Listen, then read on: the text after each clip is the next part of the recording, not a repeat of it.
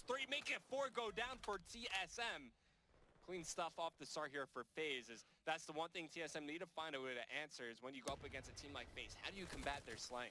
And TSM, I believe, has gone 1-1 over the past couple of weeks, just struggling to get that 2-0 week that they need.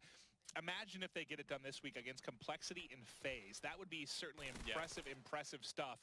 I just don't know how they can do it with the way FaZe has been playing. Now, one thing to point out with FaZe lately for this team, they have been dropping hard points. Yeah. We saw them drop both of their hard points last week, but still won both series. It's weird because you think back to a couple of weeks in FaZe, hardpoint was one of their more dominant game modes. It certainly was. So let's see how this one's going to play out. You have a hot start here from TSM, a 4 streak for Colchan. He's already 150 off of his Lightning as they're going to try to break in. He's got a player right to his left for Lab. Do they pull off a bit of a bait and switch here? Teammate going to pick it up. Almost team killed Ivy there. We got to see if he's able to maybe get these. Ivy's going to lose one. That's going to be some information here for Colchan now. He's definitely playing for them because he's not kind of bait and switching with his teammates. He's just waiting to see if he could pick someone off position, and for good reason, then he gets taken up by Enable. That's what he probably should have won, but Enable, one of the best in the business at winning those one-on-one gunfights, is he's going to win another there against Ivy. And that early lead we saw from TSM has evaporated here on the first half of the second hard point. Enable starting to heat up, man, as he's on a force spree himself. He's about to earn his first heat wave. Of course, he is one of the guys that are using Annie up here, so gets a little bit of a boost towards that lightning strike, as you might find this player in your top IC, so he does get shut down. Zuma racking up the scrap time over on Cages. Attach trying to find an opening, and thought he almost fell off the mat there. Instead, he's going to decide to hit the wall run. Comes up on this guy, and perfect movement from Attachment, or Attach there. Attachment. That is what he calls his subs. I love it. I love it. All right, well, here we've got Clayster. You see he's going to be rocking the AR. Him and Enable switch roles a bit. It's great seeing Enable play both, run the subs, run the AR time, such a diverse, I guess, assortment of players in this team. They can really do it all. When you talk about the importance here, you said during the first matchup that you thought this. He finds so off the back of that. Pac-Man, though, he gets the tail end of it. Enable finds 2 to respond, as this is such a close hard point right now. Both teams pretty much tied up as FaZe they break in and they take control. And Enable picks up 4, and that one just going huge and getting the break, and now they should definitely get the final 15. That's going to go to Enable here, but they're going to be fighting for the spawns.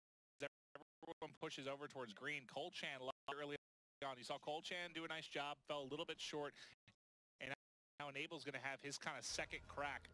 This right here, by the way, is what separates a good SMG player from a great one. Knowing when to slow down, knowing when to play your corners. In that situation, Zuma has nobody nearby him to help him out. So he's like, what's the point of me pushing this hard point by myself? Essentially, I'd be fighting, maybe like a 1v3 or 1v4 near that area. Instead, he waits. And especially decides to play a corner, and just like that, FaZe break in. A perfect setup from them. And you could lose those favorable spawns, too, by a sloppy death. Zuma doing an excellent job, and now they've got control. They locked down the second half of Palace, and now doing a good job here at green. Enable still on his 5 streak.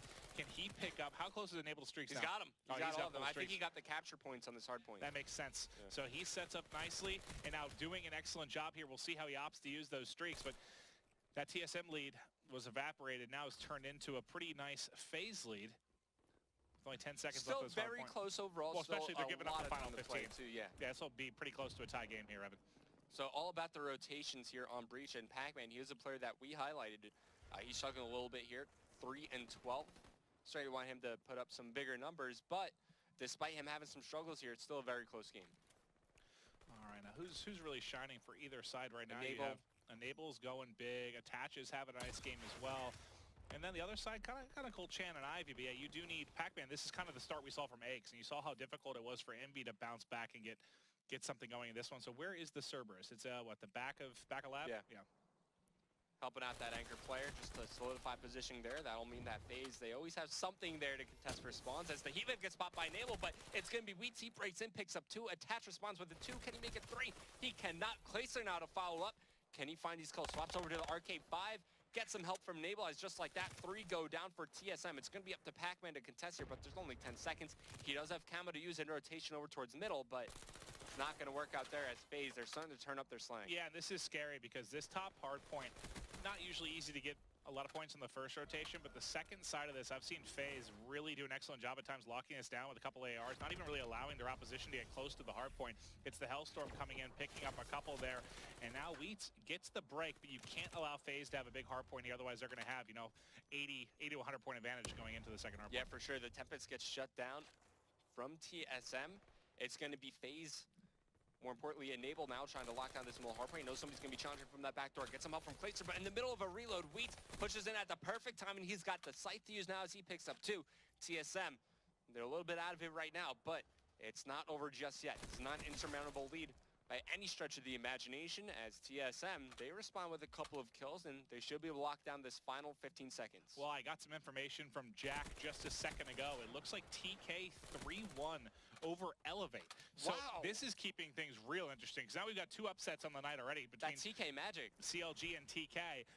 They need a TSM loss, though, I'm pretty sure, to kind of stay alive here. So if you're a TK fan at home, you are really rooting for FaZe right now. You are now a FaZe fan. Wanting a victory very, very badly, but that's crazy to think. I mean, imagine if TSM wins this. We'd have a CLG, TSM, TK upset to start our first three matches of the night.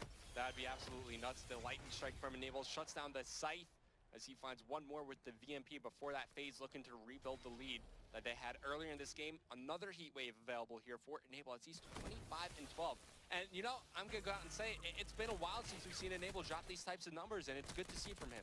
Yeah, and I don't know if that's partially due to, remember, he was playing more of that AR role to start things off. Clayster was running the sub a bit, and we saw Enable really, really shine in that role. But I think for the team, they feel better about them switching back, and Clay just going back to that Black Ops 2 role, playing with the AR quite a bit more. But Enable, man, when he can put up numbers like these with a sub, and you have a player like Attach on the other side of it, are there two better subs in the game on one roster? I mean, maybe you compare him to like an Optic Gaming. That's really one that's of the about other it. teams. Yeah. That's really about all you can compare to just from a talent standpoint. FaZe, though, trying to push this out to a 40-point advantage. Clayster doing a really good job slaying outside of the hard point. Annoying. Oh, he's so annoying. 4 go down from TSM. That's a clean sweep from FaZe. Now they're up by 50 points, and they could close it out here. That right there, when you saw TSM trying to hold the hard point earlier, basically 3 players were playing inside. They were trying to lock it down from so close, if not onto the hard point, giving you a lot of defense. But Clayster and FaZe, they do a really good job of setting up with a couple ARs outside the hard point and just locking down from range. Because those kills won't show up in the defense for Clayster, but they basically are. He's just killing them so far from the hard point. Yeah, so I actually take a look at a lot of the theater footage from these matches just to watch on my own time, because that's just the kind of person I am. It's all right. That's you're a gigantic nerd, and I love you for it. That's exactly what FaZe do on a lot of maps. They're one of the best teams in the game. When their slaying is on point, you can see exactly how they push outside the hard points. It reminds me a lot about how kind of Rise approach hardpoint. They stick Octane or somebody inside the hardpoint, and everybody else just slays perfectly around them. And a lot of times, you remember that game where Attach had, like 3 minutes inside the hardpoint, but he only had, like 25 interactions? That's pretty common to see from FaZe. That's perfect. That's what you want to see. You'd love to see that guy with a ton of time and dealing with nothing, because that means the rest of your squad is absolutely putting on a show. And they're getting it done right now as they're trying to pull away from TSM. They only have a 40-point advantage. TSM still alive here.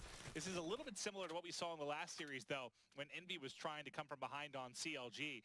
And it's such a narrow margin here. You need so little for FaZe. You can actually close it out here with a couple of clutch kills. Still being contested. These two cannot find each other. Trying to connect. Finally going to be able to do it. Clayster shooting everything. Finally, the player.